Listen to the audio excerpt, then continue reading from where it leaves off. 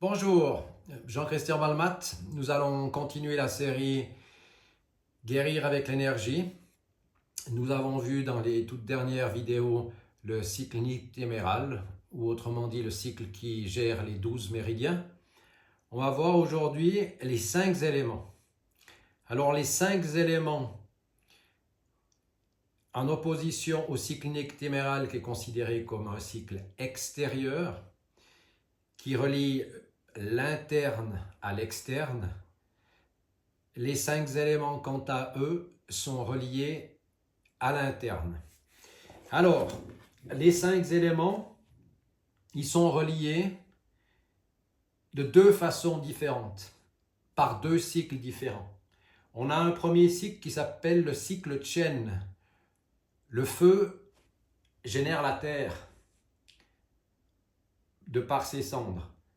De la terre, on extrait le métal qui en s'oxydant libère de l'eau qui nourrit le bois qui nourrit le feu.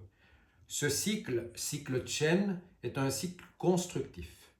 On a un deuxième cycle qui est un cycle qu'on peut un peu durement appeler destructeur, mais que pour ma part j'aime mieux appeler régulateur, qu'on appelle le cycle Ko. Le cycle Ko nous dit que le feu fond le métal, qui fend le bois, qui ouvre la terre, qui absorbe l'eau, qui éteint le feu. Donc le premier va fabriquer de l'énergie, le deuxième va la réguler. L'un plus l'autre est égal à la santé. Quand le cycle Ko prédomine sur le Chen, il y a apparition de maladies. Donc le principe, pour vous donner les grandes bases des 5 éléments, sont les suivants. Numéro 1, on a un lien direct avec l'année. Les 5 éléments additionnés l'un à l'autre, les uns aux autres, nous donnent 365 jours et des poussières. Donc, puisqu'on a 5 éléments, on a 5 parties de l'année, 5 saisons de 72 jours. On a aussi, entre les saisons que l'on connaît, ce qu'on appelle l'intersaison qui est reliée à la Terre. On a 4 intersaisons de 18 jours qui prennent place entre le 12 et le 30 mars, juin, septembre, décembre. Le milieu des intersaisons, c'est l'équinoxe, pour reprendre le même ordre, équinoxe du printemps, solstice d'été, équinoxe d'automne et solstice d'hiver. L'idée de ces 5 éléments, c'est que ça va regrouper certaines structures physiologiques. Le système nerveux, le système immunitaire et digestif, le système urogénital et reproducteur, le système locomoteur et le système sanguin. C'est aussi à un certain niveau, quand on franchit une certaine étape, quand on va au-delà de la stricte pratique, c'est relié à ce qu'on appelle la psycho-énergétique. La Terre, c'est la réflexion. Elle est péjorée par l'angoisse. Elle est confortée par une saine confiance en soi. Le métal, c'est la décision, le choix, la capacité de choisir entre plusieurs éléments. Quand il fonctionne mal, quand il y a trop peu d'énergie, on parle de dépression et on pourrait dire instabilité mentale, euphorie quand il y a trop d'énergie. L'eau, c'est le siège des valeurs. C'est aussi le siège de la volonté, de la capacité de passer à l'acte. Autant le métal, c'est la pensée, autant l'eau, c'est le passage à l'action de ce qui était maturé tout au fond de nous. Quand il y a un manque d'énergie, il y a apathie, manque d'énergie, et il y a obstination quand il y a trop d'énergie dans l'eau. Le bois, c'est toute la capacité que l'on a de se projeter dans le futur avec l'imagination, avec la vision du futur qui nous permet de déclencher un mouvement. Du présent, on va vers le futur avec un mouvement permis par le système locomoteur. Quand il y a trop d'énergie, il y a colère. Quand il n'y a pas assez d'énergie, il y a timidité. Le feu, c'est la synthèse, la capacité à regrouper l'information des 4 autres éléments. Le feu est appelé l'empereur. C'est l'élément le plus important en énergétique, le plus important sans pour autant négliger les 4 autres, évidemment. Le feu, c'est donc la synthèse. Quand il y a manque de capacité à la synthèse intérieure, la personne mentalement est instable. On appelle ça, avec un terme un peu ancien maintenant, quand il y a trop d'énergie, l'hystérie ou en faible, la perte du goût à la vie. Donc ces 5 éléments, comment on va faire pour les réguler? On ne peut pas les réguler tant qu'on ne les a pas testés. Donc, en shiatsu holistique, on a 4 étapes de soins. La première, c'est l'anamnèse complète, plus la réalisation de tests spécifiques. Autant en shiatsu holistique, pour le cycle qu'on a vu précédemment, le cycle nictéméral, on a ce qu'on appelle le test des ficelles. Pour les 5 éléments, on a ce qu'on appelle le test des 12 pouls chinois.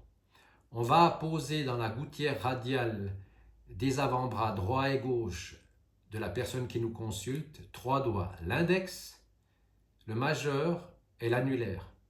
Ça nous permet, en appuyant à 2 niveaux, à un niveau superficiel, de mesurer tous les yang. Les yang, les composantes yang de chaque élément, je vais vous les citer. Intestin grêle plus tripe foyer. On a l'estomac, le gros intestin, la vessie et la vésicule biliaire. Ce qui nous donne 6 valeurs yang. On va prendre donc les pouls à un niveau superficiel.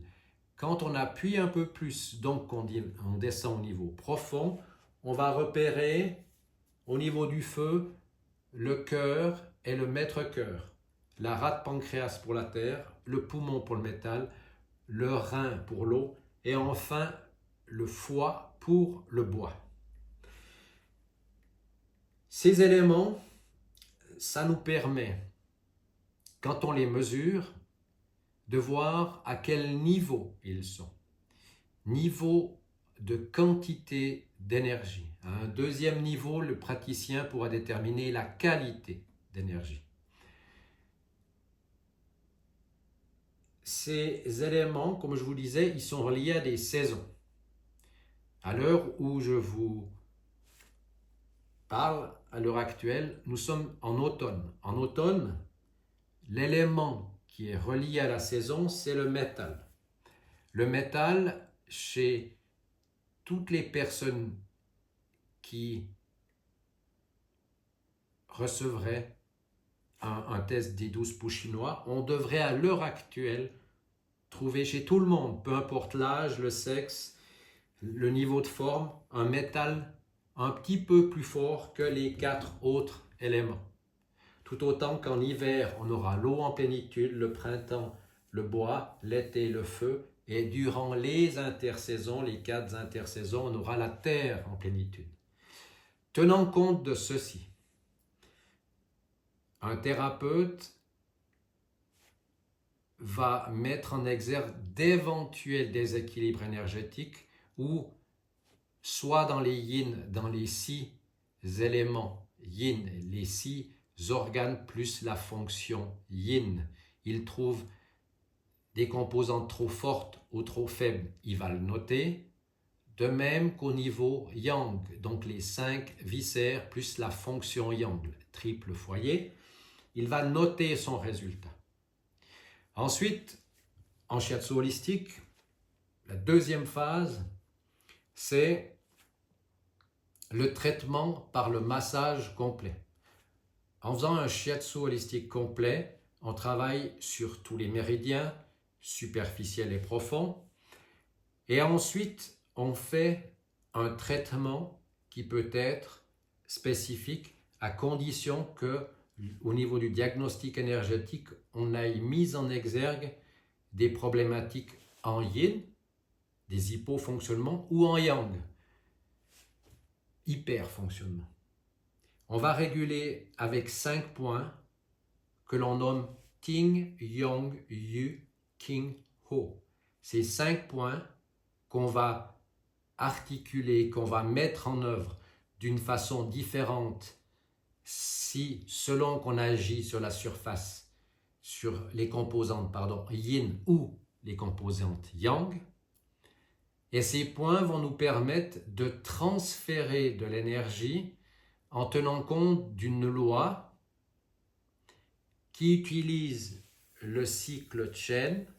En shiatsu holistique, on ne soigne que par le cycle Chen, le cycle constructif. Une loi qu'on appelle la loi mère-fils. Prenons un exemple. Si je veux travailler au niveau de l'eau, si j'ai besoin d'énergie, je vais chercher de l'énergie en amont du cycle, au niveau du métal. Pour avoir plus d'énergie pour l'eau, je vais dans le métal. Si j'ai trop d'énergie dans l'eau, je veux la disperser. Je la disperse en aval du cycle Chen, c'est-à-dire je verse de l'énergie excédentaire dans le bois. Donc cette loi nous dit que soit j'ai besoin d'énergie et je remonte le cycle, soit j'ai trop d'énergie et je la déverse en aval. Avec ce principe de traitement, je vais réguler les 5 éléments. Une fois le traitement plus le massage complet effectué, un thérapeute en shiatsu holistique passe à la dernière phase de son traitement, la vérification. Il repratique les 12 poux chinois, constate que le traitement a été efficace ou pas suffisamment. Dans le deuxième cas, il refait le traitement ou il reconsidère le traitement à faire. Peut-être qu'il a mal choisi le niveau de traitement, puisque comme je vous le rappelle, on a 3 niveaux dans la structure du corps éthérique.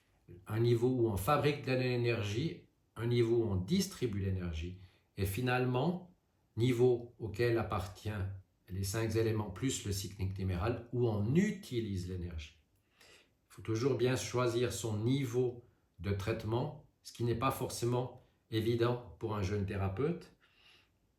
Et ces 5 éléments vont nous permettre d'effectuer un traitement, mais au moment où on a effectué le traitement, tenant compte des bases extrêmement résumées que je vous ai données tout à l'heure en psycho-énergétique, la personne va pouvoir, en ayant évidemment, j'insiste sur ce fait, effectué au préalable un diagnostic énergétique et une anamnèse complète et une discussion abondante avec le patient pour bien comprendre quel était le problème à régler, tant au niveau des symptômes que de la cause primaire, puisqu'on soigne toujours la cause primaire et non les symptômes en shiatsu holistique.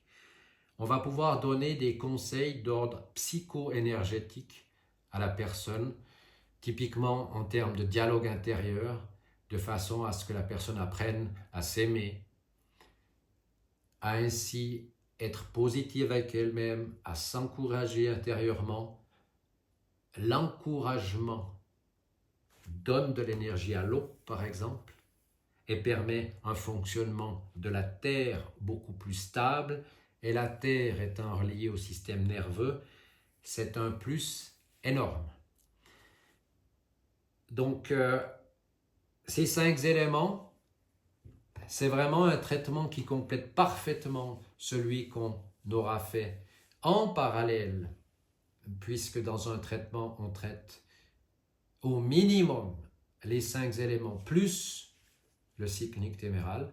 Ça va nous permettre d'agir localement au niveau des symptômes quotidiens qui se répètent chaque jour, donc qui concernent les méridiens, ou plutôt des symptômes qui apparaissent annuellement, donc traitements qui sont plutôt liés aux 5 éléments. En shiatsu, j'y reviendrai dans la prochaine vidéo. Ce qui est primordial, c'est que dans la formation, par exemple, que je donne, oui, il y a beaucoup de théories. C'est très important de poser un bilan énergétique, un diagnostic énergétique sérieux qu'on pourrait présenter devant des collègues, voire même devant des docteurs en médecine. Ça veut dire que ça doit être étayé. Ça ne doit pas du tout procéder du hasard. Une fois la théorie lâchée, ce qui est important en shiatsu holistique, c'est vraiment d'accueillir la personne qui nous consulte, de poursuivre un cheminement thérapeutique avec elle, avec le cœur ouvert et la tête vide, c'est-à-dire de ne jamais apposer à la personne qui rentre dans notre cabinet des préjugés de quelque ordre que ce soit. Même très positif à dire « Ah tiens, je remarque à son entrée que la personne boite, donc je vais tenir compte de ceci dans mon diagnostic. » Alors ça, c'est bien d'avoir les yeux ouverts. Par contre, des fois, ça nous enferme dans des voies étriquées de diagnostic qui, un petit peu à l'image d'une enquête, doivent rester ouverts à tout élément de preuve nouveau que la personne nous donne. Parce qu'une des choses les plus importantes pour poser un bon diagnostic énergétique, c'est de savoir si c'est plutôt la tête et le cœur qui influencent le corps, maladie qu'on nomme psychosomatique, ou plutôt le corps qui souffre, qui influence la tête et le cœur, somatopsychique. Typiquement, ce genre de choses, ça demande beaucoup d'habitude. C'est pour ça que dans la formation, on consacre beaucoup de temps au travail de cas cliniques, soit en formation, soit hors formation, pendant que les gens sont chez eux, où ils ont une supervision à chaque fois qu'ils le désirent, parce que recevoir quelqu'un et tenir compte de l'ensemble de son histoire n'est pas chose évidente quand on débute. Voilà, j'espère que je vous aurai donné de bonnes bases pour comprendre les 5 éléments et le traitement qu'on peut en faire en shiatsu holistique. Si vous avez des questions, n'hésitez pas. Si vous avez envie de découvrir ce que nous faisons, vous gênez pas, ça sera un plaisir de vous voir visiter notre site. Ou de venir directement prendre contact plus personnellement avec moi. Si vous avez des questions plus personnelles, je me ferai un plaisir de répondre. Prenez soin de vous. À très bientôt. Au revoir.